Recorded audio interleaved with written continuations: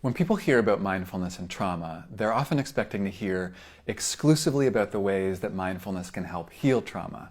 And it can. Mindfulness is a powerful asset for trauma survivors, and it often reveals what needs to be healed.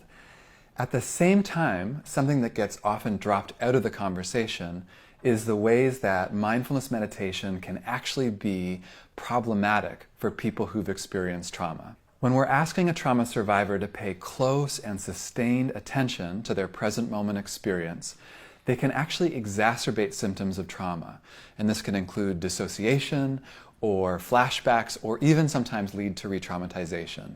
What this means is that people come with the best of intentions to mindfulness meditation practice and end up discouraged for somehow having made things worse. So the guiding question of my book is, how is it that we can protect trauma survivors from some of the potential pitfalls of mindfulness meditation while at the same time leveraging its powerful benefits towards trauma recovery? So there's two parts to this book, and the first is theory and the second is on practice.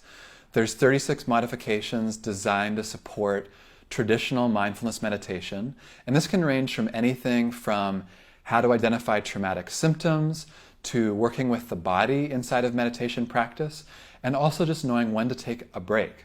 I also think that any conversation about trauma requires us to pull back and really look at the world around us. Trauma is not just an individual tragedy. It is bound up in systems of violence and domination that surround us. And in this conversation about trauma-sensitive practice, we need to be aware of our social context and how that influences our teaching and our practice.